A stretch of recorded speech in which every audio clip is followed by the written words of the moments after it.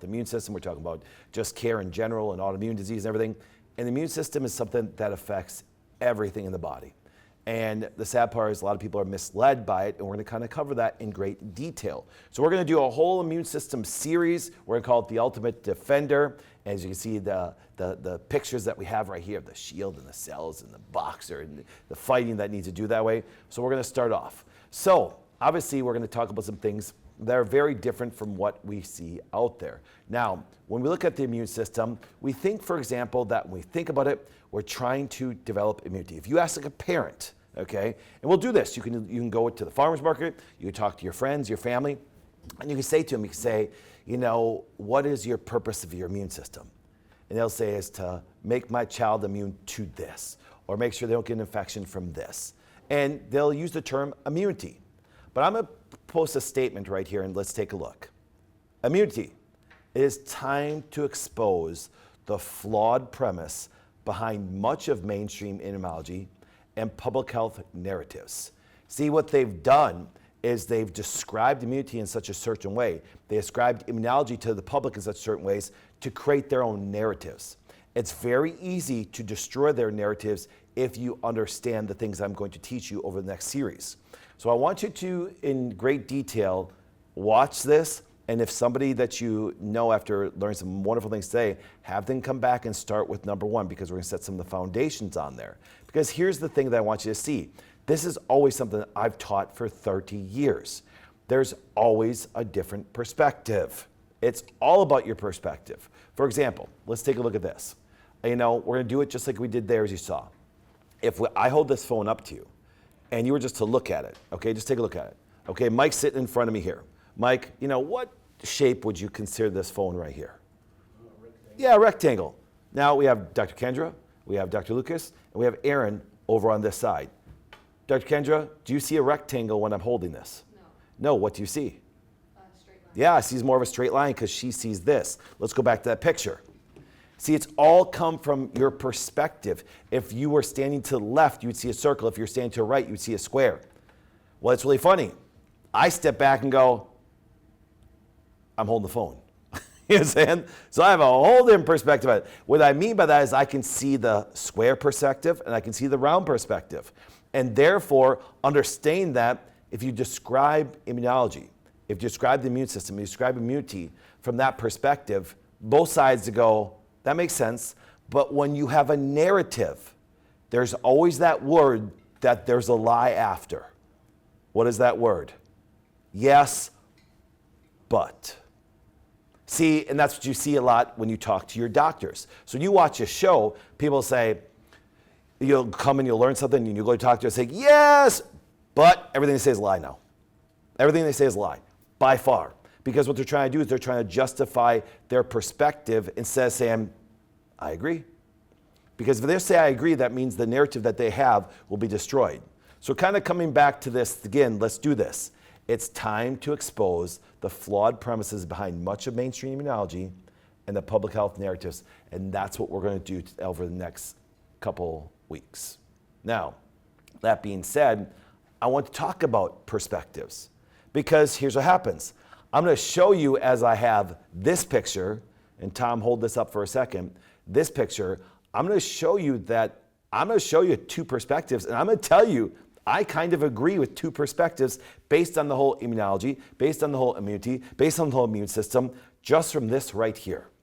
As you can see, there's two perspectives, and I'm going to tell you that I believe that they're both right. So come back to me, Tom, for a second. Let's go back to my carnivore friends, and let's go back to my vegan friends, okay? Let's say the carnivore friends are over here, and let's say my vegan friends are over here.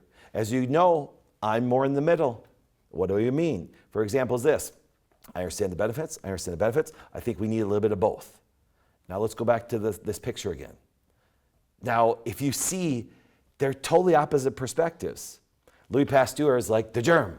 The germ causes disease. And if you think of it this way, that is the current perspective that we see locally and globally. They've got us because we've been so dominated by healthcare today. And then what they'll do is they'll use great examples. And they'll say, oh my goodness, look at this person that died from this and died from this and died from this. And there was the infection. And they talk like germs cause disease. And it's pretty well documented is you come back to the picture. That Louis Pasteur said the microbe is nothing, the terrain is everything. But what's the terrain? Done by Béchamp. The terrain theory. Disease comes from a weakened immune system. Treat the patient, not the infection. Now, you're going to find it funny. So we're going to have this. We're going to have the camp over here. We're going to have the germ theory. Then we're going to have the terrain theory. You're going to laugh about this. I believe that you got to be in the middle. Now, wait, what? What? How is that possible? How is that possible? They're kind of two different perspectives. Now, for example, what do I mean by that? I'm saying that if you look at it from that perspective, I understand the actually medical system, germ theory. I understand the terrain theory. And believe it or not, how you choose to live your life will determine what theory you may have to live within. It doesn't mean that one is more right than the other. It just means you step back and go, where are we at and what are we going to do? Now, being a chiropractor, this is one thing I do love. I will always, now we even know we're taught in school, it's all about germ and all about germ, the same education. I would sit there and go, I disagree, I have a different perspective. But then one of our founding members of the whole profession said something that is extremely relevant today. And we're going to show you. Here we go. If the germ theory were true, no one would be alive to believe it. And if you said that to your doctor, what would they say? Yes, here we go, but, and then there goes the germ theory fear mongering. What do I mean? Well, what about the people in some third world country? And they show you how many people died from this infection, or your grandma who died from the flu, or the people that died from COVID. Oh yeah, we're going to get into that. We're going to get into that. And see, that's why I told you, there's always some perspectives. And if we look, they might both be needed. If you look, for example, one thing I absolutely love, our carpenter and fire department example. It's been something that's been very pivotal to understand the wellness way and everything that we do. That's why when I get questions about treat, cure, diagnose, I'm like, those are medical fire department things. Those are germ theory type of things. But if you want terrain, carpenter, rebuilding, that's more of our perspective. But if you kind of look, kind of resembles it, doesn't it? Kind of resembles it, doesn't it? If you look, terrain, carpenter, fire department, kind of more the germ, medical, that makes complete sense. Now, what I'm going to do though is, like I said, I believe that the perspective of immunology is very flawed. So I'm taking it upon myself to actually give you the case that not only is it flawed, but they're trying to show you health narratives that they're trying to do. And the end result is they're trying to push you into certain products that they want you to do and thinking, because then you're dependent on them. But guess what, guys? It's on me. So you guys are going to be the jury. And I have to be the lawyer in defense of the principles that I'm going to put out there over the next couple weeks. So it's on me. And I believe that the view of immunity has been so flawed and the misunderstanding of public health and actually their narratives. I want to start with it. So, my wonderful people of the jury of the US and countries around the world watching, I'm going to now present my case to you. And let's see that if I can be convincing over the next couple weeks. But I will promise you, this will mess with you. Because as I had to evolve through the process, when I was in college, chiropractic college, postgraduate, postdoctorate, post-education, guess what happens? I had to wrestle through all these things that actually got my perspective to change dramatically. And so I'm going to show you a perspective that I believe that you can speak with anybody, and they will not disagree with you. But if you challenge their perspective, they're going to always put that word in there. And what is that word? But. So here we go. So if you think of it this way, when everybody talks about the aspect, because the number one thing that they talk about immunology is, it's all based on vaccines. You go back to my textbooks, and I'm not joking. If you look, when we go to our giveaways, look behind Dr. Kendra, Dr. Lucas, and Aaron. There's probably 30 immunology textbooks, if not more, and I have more at my house. I've read every one of them. Start to finish, you open up, I got my highlight markers, everything like that. And I can show you the transition of teaching the immune response and immunity to now it's just basically every immunology book is just a vaccine, pro-vaccine book. It has. Well, our doctors said, yeah, they've been programmed since they were in college about it. And because they're told never question the narrative, Nicole Selesky, who is an NP, will tell you that they never taught you about how vaccines work. They just say you will actually accept them as the holy grail of everything.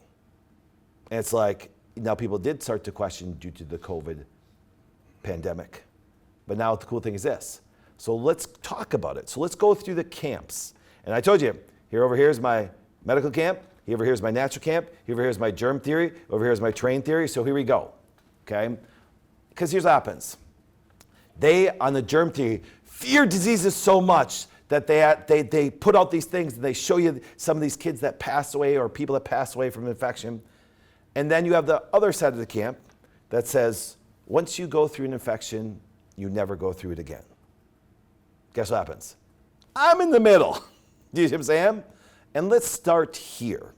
So if we look at this right here, okay, in the comments below, and as all the docs and Aaron and everybody's watching, let me ask you a question. What infection is this?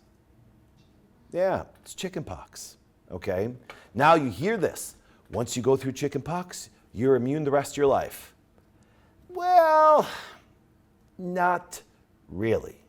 And see, that's a thing that on this side, that's saying, okay, listen, I'm going to go through from a terrain standpoint, take care of the body, and then guess what happens? I'm going to go through infection. And here's what happens. And over here they say, do you know that you can die and you can go blind and da da da da. And I'm sitting there immediately going, yeah, you both have some points. But let's do this. Let's say that you did go through it, and then some years later, many years later, there were some things that happened in your life. And all of a sudden this pops up. Now what is this? Shingles, okay? Now, one thing that people do not realize is that viruses do become a part of us. Actually, the varicella virus goes and lives in this little place called a nerve, the dorsal root ganglion. Look it up if you want to. It's the backside of a nerve on the spinal cord on either side. That's why if you know this, shingles breaks out on one side because it lives in the dorsal root ganglia by our spinal cord. And that's why if you notice, it doesn't cross the midline because we got a nerve root this way, we got a nerve root this way, and if that virus actually lives in that thing, the minute that they went through a stressful event, some medication, some chemotherapy, some radiation, some major event, which led to a what? An immune deficiency. That latent virus that was there to not only challenge and keep the immune system now resurfaces, and because it lives in a nerve, the dorsal root ganglion, now then actually starts to replicate there and causes massive pain. So who was right? So now they have a shingles vaccine. It's kind of funny. But anyways, the idea is this. Because see, the term immunity is kind of, if it was up to me, I wouldn't even allow that term to be used. Because here's why. It wasn't used in healthcare. It wasn't used when it came to understanding the immune response. But let's take a look. The term immunity is derived from a Latin word immunitas, which referred to the protection from legal prosecution offered to Roman senators during their tenure in office. It's kind of like, for example, if we had a Congress or a House or a Senate or a president, they will give them immunity. You hear a criminal come up and say, I'll give you the beans on this person if you actually give me immunity, which is no legal prosecution. That's how it came about. See, so if you look at it this way, and this is one thing that's a little frustrating, immunity, if you look, or immune meant protection from disease, more specifically infectious disease. So that's what they try to do. They try to take and go, okay, you get protection from a legal sense, so you're protected from some disease. So therefore, you have both camps. You have the germ theory camp that says, if you get this medication, aka you get this vaccine, you're gonna be immune. And if you go through it, you're gonna be immune. I'm in the middle. I'm like, I don't believe either one of you, okay? Now let me explain. You say, Doc, because you're more of a trained person. Yes, but then how'd that person get shingles? How'd that person get shingles? Well, the terrain was disrupted. Yeah, and maybe as we saw from that psychology, I'm just jumping on it because I had no idea we were talking about that until I stand up here. Oh, just have a bunch of unhealthy habits and you're much closer together. Yeah, you won't be too close if you both have shingles. You understand? You won't be touching each other at all. See, the concept of this is so misleading. So I want to show you, so let's take a look right here. The concept of immunity is flawed and clinically misleading to parents and clinically misleading to them, because then all of a sudden, this happened during COVID. You watch Biden, you watch Fauci lie in their public health narratives is get the shot and everything will go back to normal. How many times have you heard this? It's safe and effective. Well, what they meant by effective is that you would be immune to that disease, immune to that infection. And as you know, it was massively flawed. And it misled a lot of people from across the world. And that's the sad part. Now, I just took this out of the page number 1 of actually my favorite textbook on immunology, Cellular and Molecular Immunology. Here we go. The cells and molecules responsible for immunity constitute the immune system. So let's look at it a little different, okay? And their collective and coordinated response to the introduction of foreign substances is called the immune response. See, now that makes a little bit more sense to me. You say, okay, listen, the concept of immunity, the perspective of immunity is like, all right, there has to be something within the body, so we're going to call it the immune system, okay? Now it's quite interesting, because like I told you, with my past being all about immunology, and even present, even the classes I still take today are all based on it. If you think about it this way, is if you ask any professor, can you clearly tell me what the immune system is? And believe it or not, they can't. I can't even do it. I'm going to give you my idea about it, but that's all we really have. Because, like you can say, the cardiovascular system, a little bit easier to actually do it, the GI system. You can do these things and have a little bit more, but this thing is so complex. And that's why I kind of find it funny when they talk so strong about what they know, because we still find out new things and discover things all the time. Now, but you can see it collectively coordinates, as you saw before. It coordinates when there is foreign things that don't belong there. And that's called the immune response. And that's something I got obsessed with as a teenager because of my own health history. Was all about the immune response. Why is it that I introduced a food and my response was almost life-threatening? Why is it that the response could lead to some bad things? But also, why is that response can wipe out massive infections that people fear all the time, and to the point where someone next to you has a debilitating cold, they're out for a week, and you were 2 feet away from them, and you never even got a sniffle. See, those are the things that you have to wrestle with and understand how this whole thing works. So I want you to think about, then what is immunology? Let's take a look. Immunology is the study of immune responses. Oh, I love that. To the cellular and molecular events that occur after an organism encounters microbes and other foreign macromolecules. Now, I believe it's more than that. But boy, I do love that definition, because you know why? You're looking at all of the cells and molecules that respond to its environment. And then it has to go, all right, I have to kind of deal with this. And so therefore, the germ people say, look at all these strong bugs. The trained people say, okay, listen, how strong is the house before the tornado came? And so therefore, like I said, I'm sitting in the middle going, okay, we got to look at a little bit of both of these. So to understand that, I kind of want to see how the immune system responds. So what is an immune response? So what is it? Okay, that's a big thing, because if we can start there, then we can actually kind of judge how is the train. We can probably even judge that when we do come in contact with a germ, that guess what happens? It's going to be either a positive or a very negative response based on how everything is. So let's take a look what it actually is. Here we go. It's all, not a singular, mechanisms used by the body as protection against environmental agents, both internal and external, that are foreign to the body. These agents include microorganisms or chemical products, let's just say highly processed foods. Foods, even organic ones. Chemistry, chemicals, drugs, pollens, animals, and abnormal, let's even say damaged cells. Oh, so you think of it this way. Our different systems have to work so beautifully for us to get up in the morning, have good energy, do other things. And if all these things are synergistic in working towards the body, the immune system goes right by them. But if it's foreign, coming from outside or inside, if there's something that could be highly processed and doesn't belong there, you put your immune system in a state to respond to what's going on.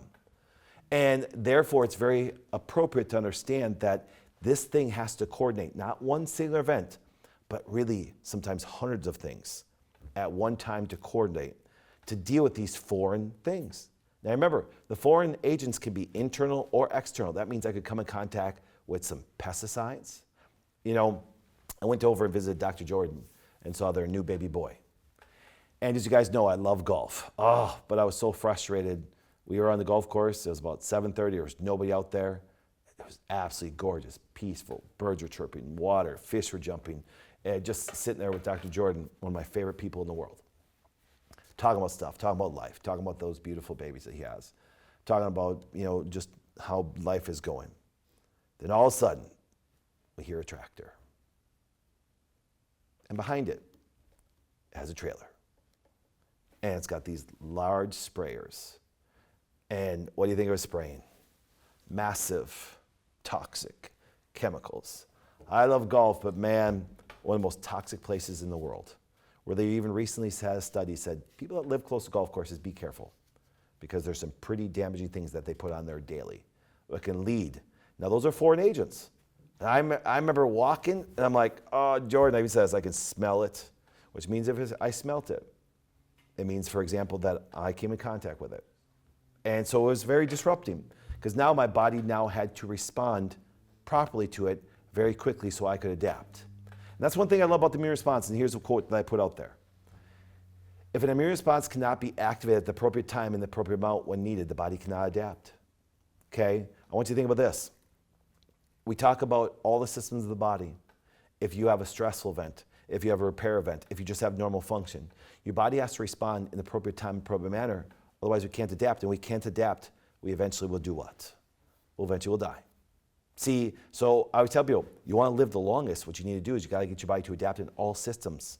And that's why when you support your systems, you have a much better chance of adapting to all stressors that you come in contact with.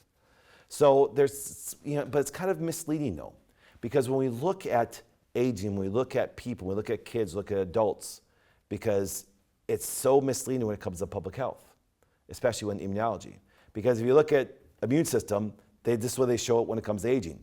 Oh, when little kids are strong, as you get older, it goes down. Believe it or not, you could flip those swords, and in about the middle, you could start to go down due to the fact of how we take care of our kids and take care of people today. This is very common, but common does not mean normal through the process. So if you think of it this way, it's all about how you respond regardless of your age. For example, oh my goodness, SARS-CoV-2 is a elderly person's condition. It's the weak. Well, it's the weak. But you tell me that all elderly people are weak? Then let's go back to B.J. Palmer's quote. If the germ theory was correct, no one would be alive to even talk about it or even believe it. So then why didn't all the old people die? Yes, but, oh, wait, there comes the but. See, no, why can't we sit back and go, the immune system has a purpose. And as long as, for example, that purpose is still there and your body can now adapt to respond at the proper time, you could be 90 years old and get SARS-CoV-2, and you could be 6 years old and get SARS-CoV-2, and it doesn't adapt, and you could pass away.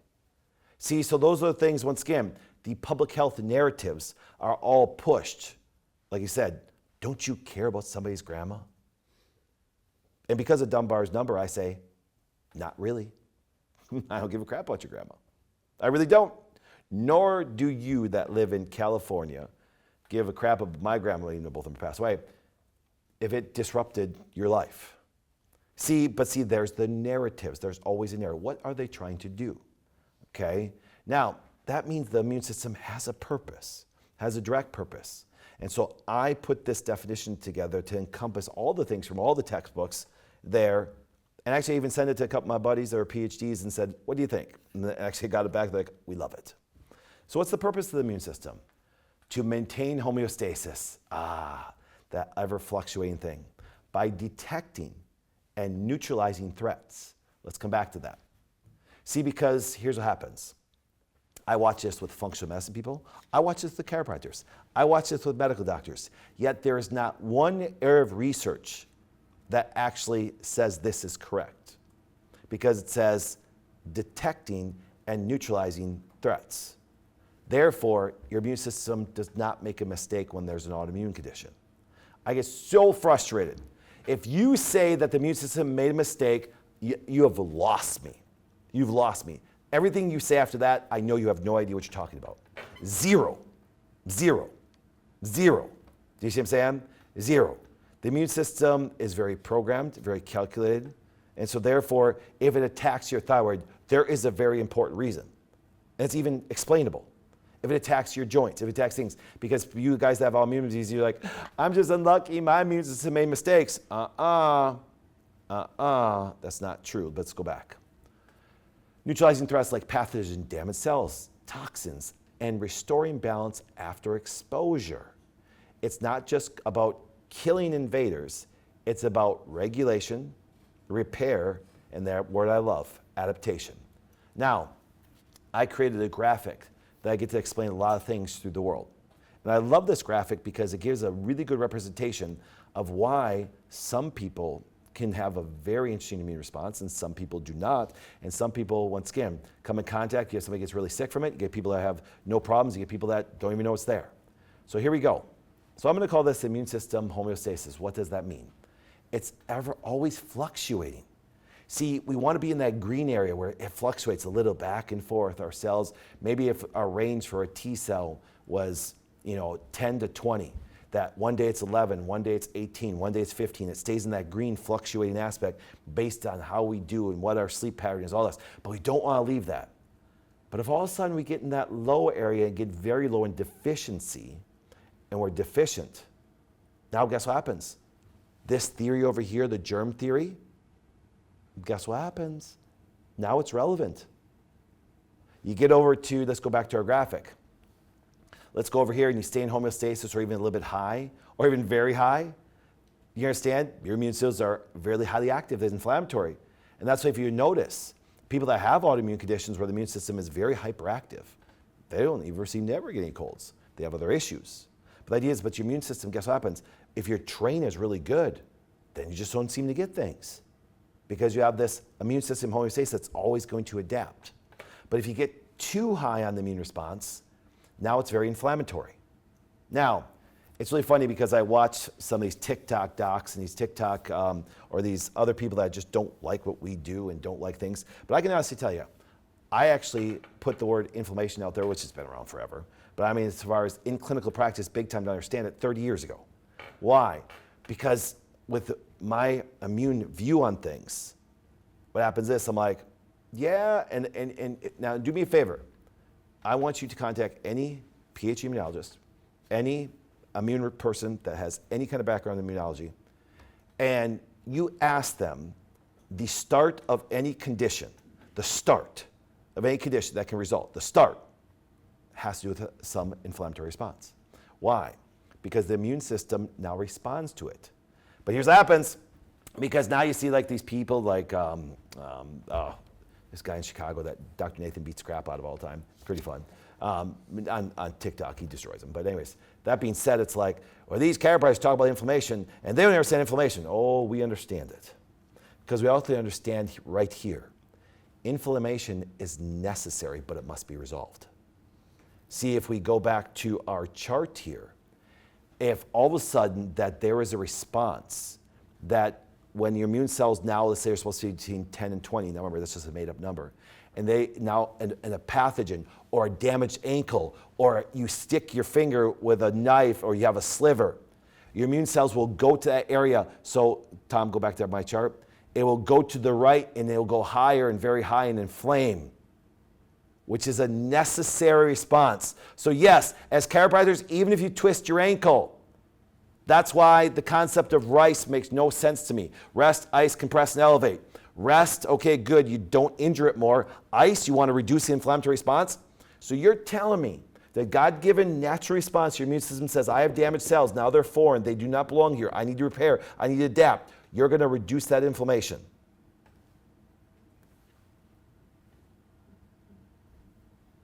I don't get it. Compress. Okay, we're going to take that blood flow, which is needed to bring more immune cells in, more proteins, more amino acids, more things to repair. We're going to press and push it out. We're going to elevate it. Why are we going to elevate it? Because when we put it above our heart, we have less blood going through there, and there's going to be all these things that we can keep that inflammation down. So you just took away the immune response, help repair and get rid of all the things that don't belong there. So you actually slowed the healing process down. Do you see, it doesn't make any sense. Yes, but they're in a lot of pain. I understand they're in a lot of pain. I get it. But, you understand? So your butt doesn't make any sense. See, so that's why it's kind of funny when I look at going, the perspective they're putting out their health initiative. You know, I watch this happen all the time. My daughter played soccer the other day, and they won, of course, and stuff. But the idea is this, is they were out playing, and a girl twists her ankle. And they have the medical doctor run out, and he's got a stethoscope around her neck in the field. He's running out there, and it's kind of hilarious. And all of a sudden, they take her off, and I see they do this to her. Yes, I got shorts on, okay? I got new style, shorts and thing, okay? But anyway, I digress. But the idea is this, and what they do, and they put ice on it. I'm like going, oh my goodness, you're already working against what your body is genetically programmed to do. Yes, but, let me ask you, doctor, are you slowing the healing response down? Yes, but, nope, no but. Answer the question. For all you jury of my peers, what do you think? See, so remember, inflammation is necessary, but it must resolve.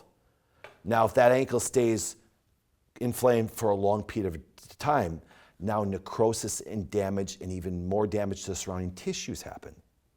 And they're like, but see, now the tissue, blah, blah, blah, blah. But initially, it was necessary, but it must resolve. See, and that's why when you look, Time Magazine did a wonderful example. It's surprising to them because they don't have the perspective. The surprising links between inflammation, heart attacks, cancer, Alzheimer's, and other diseases. What we can do to fight it. Yeah, and they're all just about knocking it down. Do you know initially inflammation is absolutely a beautiful thing? Now, I'm hoping it doesn't have to happen because your immune system says, foreign, doesn't belong here, I gotta adapt, I gotta do all these things. But initially it's there to create a certain response. And then it has to help itself regulate. And if it doesn't get regulated, now like we talk about, inflammation can contribute to heart attacks, cancer, Alzheimer's, and other diseases. So what I want to do is this. As you guys know, I always try to take the concepts that they teach that are so complex and break them down to you if you can understand. That's why I do analogies, fire department cover. And so what I did is me and my graphics team, and we did this a long time ago. I think these things are 20 years ago. I want you to picture that once again, that warehouse, okay? And we're gonna have some burglar come in. So let's do this when it comes to our immune system. So let's take a look. So Tom, you're gonna have to keep this up for a little bit so you guys are gonna hear my voice, but I want you to watch the screen. Yes, and I put a big old wall there, you know, Sam? That's the Trump-Mexican border wall right there. Okay, here we go, all right? So, now, and yes, everybody stop asking me about the Elon Musk Trump fight. I don't care. People fight all the time, even fight dirty. You fight to win, okay? Anyways, I digress. Let's go here. You can see there's external environment. That could be a toxin, bacteria, virus, a food. And guess what happens? As it crosses through our barrier, if it's not done properly, even if it does, we have little cells, little macrophages. We're going to talk about those in weeks to come. And then we have some helper cells. Oh my goodness, some regular cells. And all of a sudden what they do is hey, we got this guy here and we're going to attach to him. It's like the bouncer, all right? And then what they do, they start talking to all their other immune cells and say, do we need to kill this guy? Because I have natural killers, I have cytotoxic killers, I have the guys that are the guys that are the badasses, I have the guys that are going to do some stuff and eat them up and destroy them. And then we got to create some memory to it, so if they come back, we know what they are. But then when we have the whole police there, guess what happens? Sometimes the police, they hang around. They kind of beat up on the guy who doesn't need to beat up as much. You already got him in handcuffs. But what happens, so we need a good old sergeant there that regulates everything. And even as little guys go and go, hey, we got to keep you guys under control, okay? And so, yes, BLM, you can use my whole thing there. That's okay. Okay, there we go. But that being said, all right? I told you I'm sassy today, guys, so here we go. But the idea is this. Now, why I want to show you that is this. Not only do we have an immune response, and then we have regular cells, we have all these things. And what if I told you these things were measurable? They are. See, that was the thing that when I was a teenager, I'm not joking, guys, I was a teenager because of my health history. See, people always say, Doc, how did you become a success? Okay. You have to have purpose. You have to have meaning. Because if your purpose is just to make a living, to make money, yeah, you can do great things in good capitalism, make great money, but then you have to have something that's greater than purpose. My purpose when I was young is I had something I had to resolve. And then I found out other people need those things resolved. And I just became a problem solver for things that people that couldn't get solved. And that's basically capitalism, okay? And then we tried to actually look at these things and add value to people and go, let's teach them so you understand it. And then when you start to learn these things, you go to people that say, yes, but, yes, I am. And so I'm trying to show you the concepts which you can talk about and actually give them to the point where they might even get frustrated. They do, to the point where, no joke, people were frustrated during COVID when I was saying, hey, here's what's going on. Yes, but, because they get angry during the but part. Now, that being said, as we look at this chart again, those regulatory cells are some of the most important cells that we do have when it comes to our immune system. Because they help the immune system, they direct it, they kind of control it, they tell you what to do. It's not a mistake, okay? But if those regulatory cells get low, there could be some issues, even to the point where it'll start going after cells and actually going a little too much and creating necrosis and that. So we need those things. So T regulators are very important to me, so let's take a look. It's a crucial aspect of the immune system, as you can see. Maintaining immune tolerance, reducing chronic inflammation, and preventing autoimmune conditions. You're right, because if all of a sudden, once again, it's basically that all of a sudden there is a riot and the police come out and they get it under control, but they continue to beat them. And can't we all just get along? Mike and I understand a reference, okay? And because the regular cell comes out and says, hey, we gotta knock this off, we gotta keep this inflammation down, and we gotta prevent from you destroying normal tissue around the place. So T regular cells are very important. That's why you notice these cells are predominantly low in autoimmune conditions. If you seem like you respond so crazily to like a pollen or an allergen or a food, these regular cells, once again, are the ones that say, hey, we gotta correlate this, create homeostasis, do all these things. It's maintaining the tolerance to the immune response while still doing repair and not leading to major necrosis. So what I wanted to do to you guys is I wanted to show you some things that you can do on a regular basis to help not only support them, but make sure that you have sufficient ones. Now, I'm all about labs. We're gonna get into that in a little bit, okay? Not today, because like I said, we try to keep our show to a certain time. That's why we're gonna do a bunch of series. But so what I'm gonna do is I want you to show you some nutritional things that you can do and some herbal things you can do and the support things you can do to help support these things, to actually help regulate them to make sure that you do this. And you guys know this. I want to teach you something, and that's why I'm doing this today.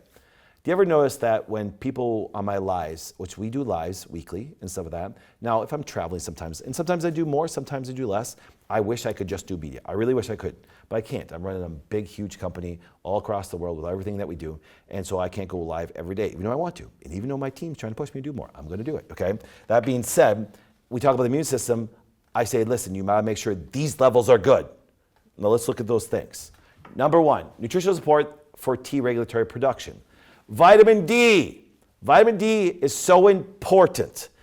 If there's one thing, if I could just really get you to understand, your vitamin D levels are so vital for T regulatory cells. That's why I watched this during COVID. Please, people. Yes, please send me videos. Do me a favor. I'm going to do some, Dana and I were talking about this.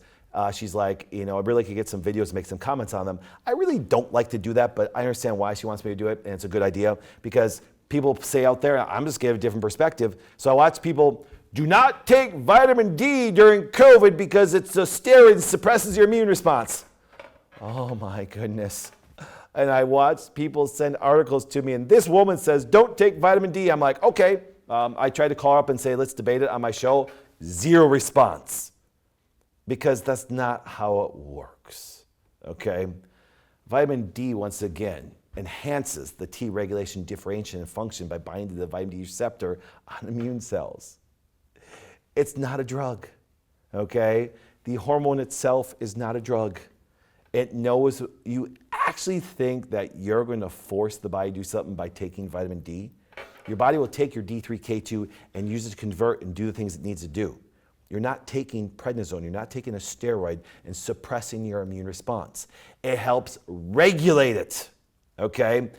By far. So if you're sitting here right now and you're dealing with some immune issues, you need to get your vitamin D levels checked.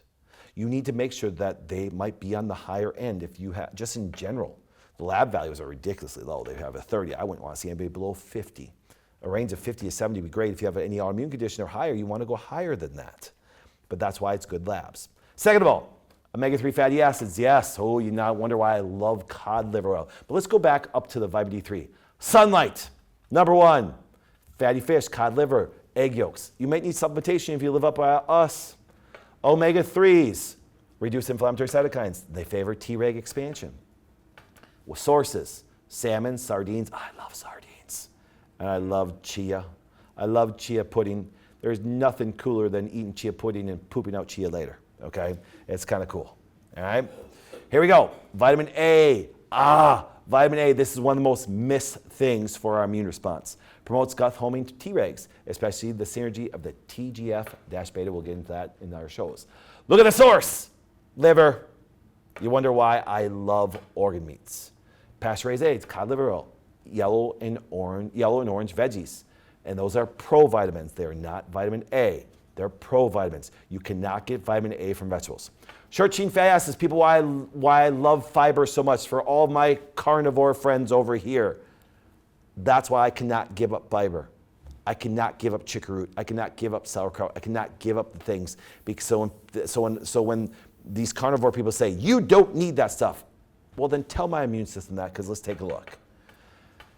Short-chain fatty acids like butyrate, propionate, acetate promote T regulation in the gut. Resistant starches, guess what happens? Fermented foods, soluble fibers, all help produce those short-chain fatty acids. And of course, our polyphenols and flavonoids, which you can get from so many herbs. You also get it from green tea. That's why I love green tea. Turmeric, onions. Oh, I love onions. Resveratrol, aka Japanese knotweed. All these great things to support. But, as you understand, supplementation is very important. Reishi mushroom has a significant immunomodulatory effect, including noble influences on T regulatory cells. While traditional and known as an adaptation anti-cancer agent, modern research shows its effect on both innate and adaptive immunity, including the promotion of immune tolerance via T regulatory cells. As you guys know, guys, I travel with reishi mushroom everywhere I go. I have some source of vitamin D during the winter that I take with me, vitamin D3, K2, and I take a significant amount of both of them when I travel. Because why? Because if I go here to Montana, it's a foreign country. There's different environment, there's different pollens, there's different bacteria. They're all over. I'm coming in contact with people. I'm coming in contact with people that have viruses come in and mutate. And so therefore, I'm gonna set my body up on, you see that chart, the homeostasis, that green thing, it'll fluctuate a little bit back and forth. And therefore, guess what happens? If all of a sudden I do come in contact with something, my body, I don't even notice. That's why when people say, you know, I went to Florida and came back and I need a vacation for my vacation because I feel sick. Yeah, because usually you eat really bad, you come in contact with a lot of bad things, all of a sudden you get home, your body's like, oh, now I'm highly inflammatory. But see, I don't allow my body to do that because I travel all over the world consistently. I have to travel this month and next month and the month after. And I don't have time to be knocked down. And I know how important my immune response is for me to stay strong in every single way. Now, I just put up here for your notes all the mechanism of action of how reishi actually works. See, there's so much good science behind this.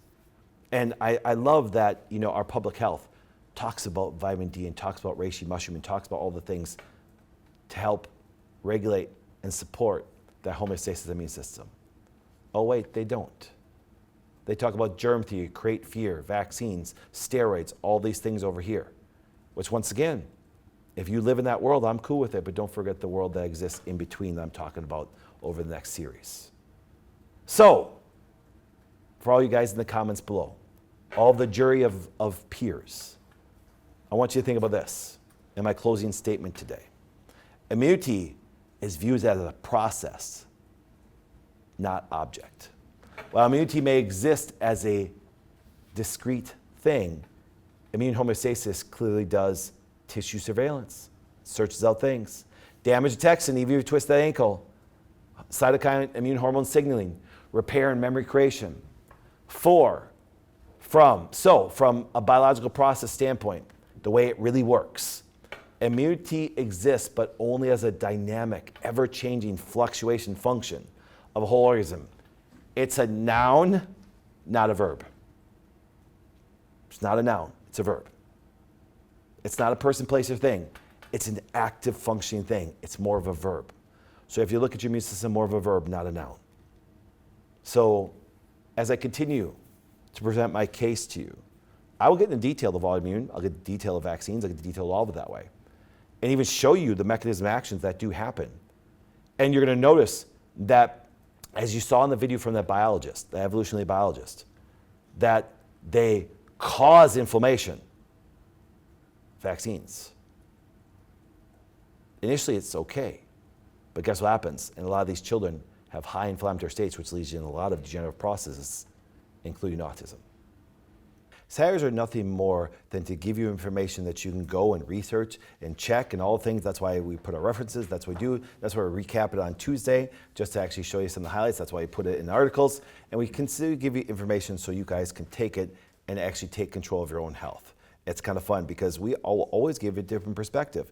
And it does come with some resistance. It's kind of interesting because as you start to learn things and start to share things, people freak out. I always tell people, everything's basically a religion. You have beliefs, and when people challenge your beliefs, people get angry and stuff. But I had to be angry myself, knowing that I was taught things, even in school, that would lead to other people's destruction. I want you to think about that. I want you to imagine that you're in a profession, it's not mine, but in a profession, that you could lead people down the wrong path, and even lead to sickness and illness, and then the results show. That's why we're so sick across the world today. But that being said, we always have good headlines across the world, and so we're going to move into our new segment, Beyond the Headlines.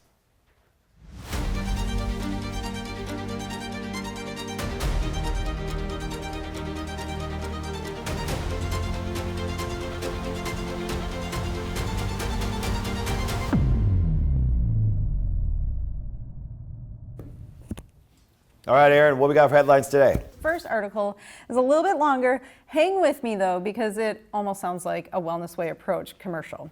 All right, so NBC News this week announced 2 patients faced chemo.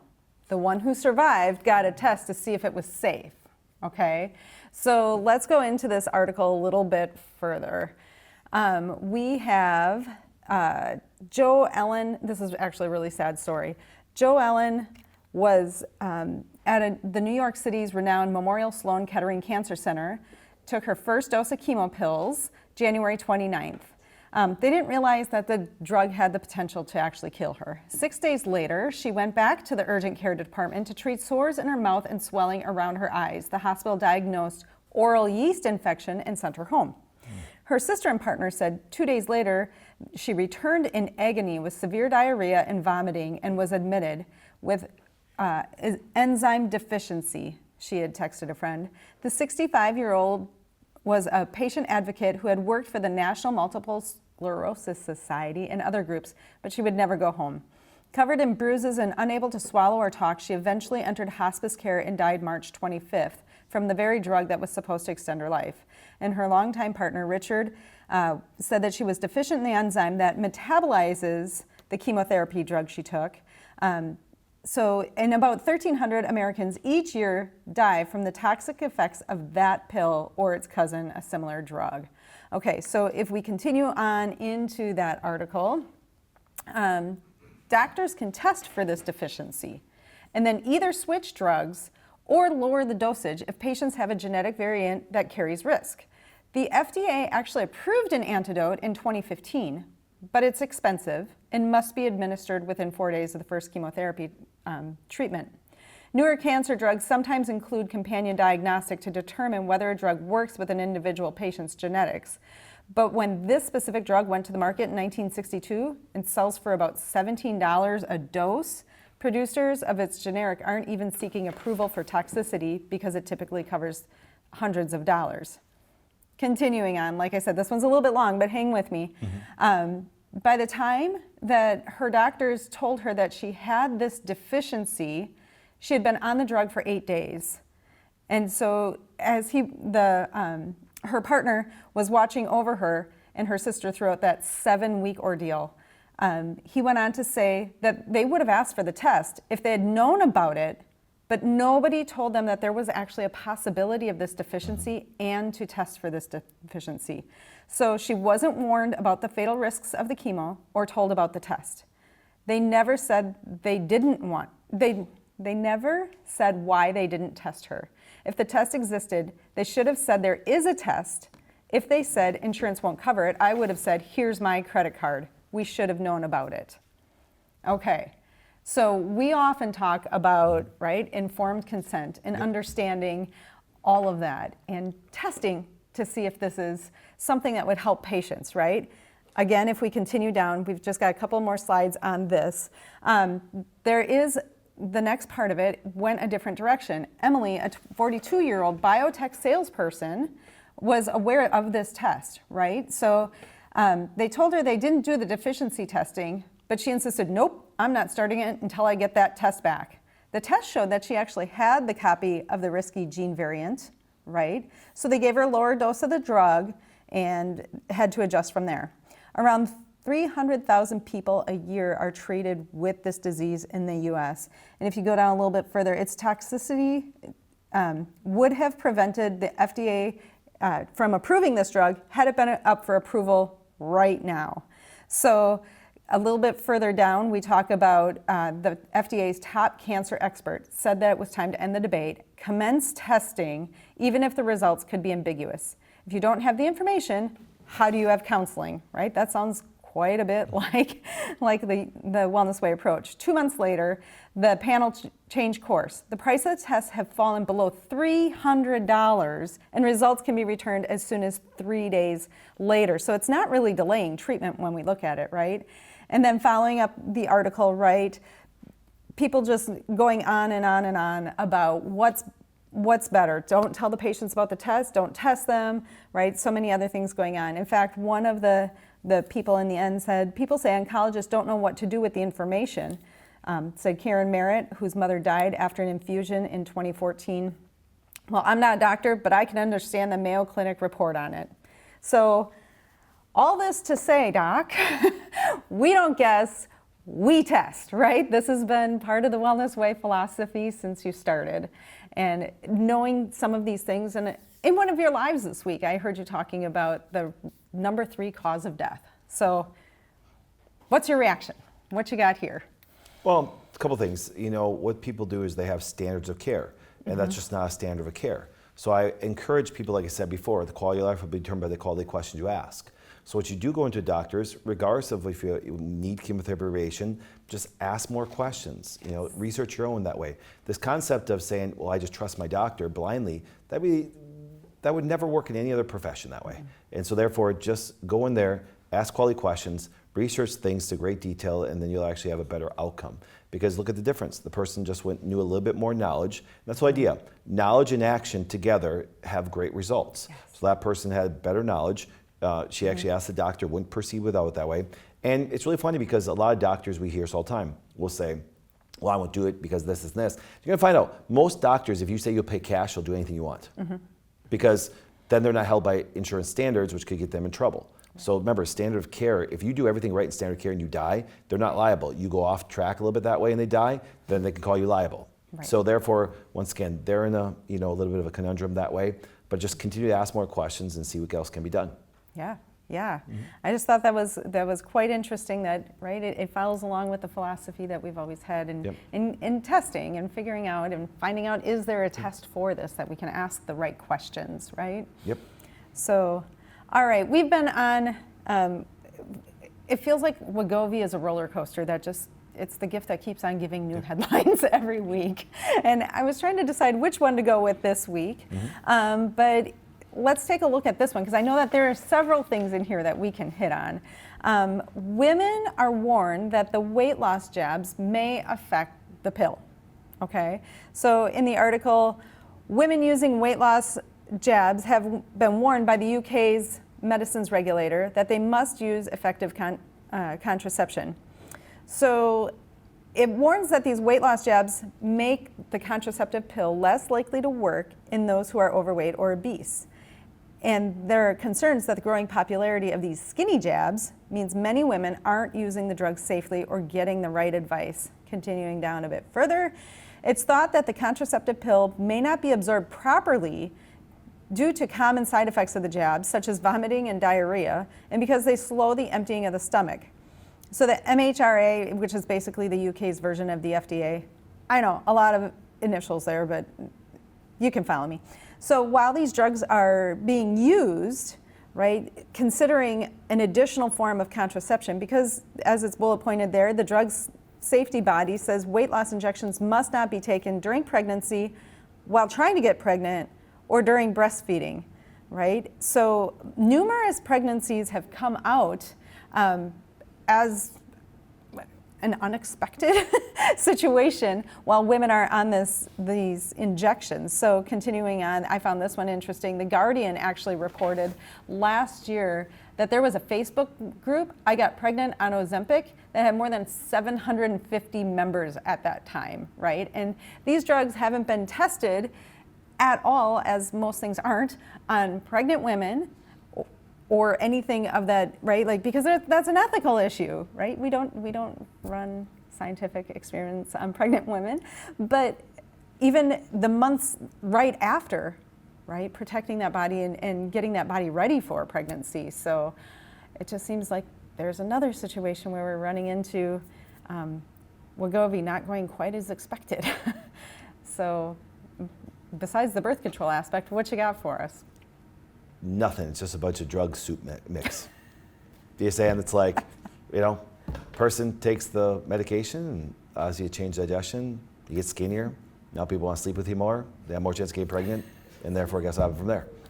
I guess that's another way to look at that one. And birth control's not working, so, I just think both those medications are not necessary for the vast majority of people that way, so, especially birth control. Birth control, it's kind of a scary thing that way, so. Right. Yeah. Just the world of medications and playing Russian roulette with a lot of things. Yeah, and when you combine a couple of different ones and all of a sudden nothing's working, right? Like, you're just got left with a lot of side effects. Yes. So, all right, well, that's what I found this week. Excellent. Now, thanks to Erin for always giving us a little behind the scenes on that stuff. And now remember, guys, I always tell you, as I talk about value, continue to add value to the world. I always have hope that things will always get better in the future due to the fact that there's more people looking to add value to other people. That being said, guys, it's beautiful June day. It's actually getting some nice warm weather up here. Gonna enjoy some family time, some golf, some friend time, and we will see you guys next week.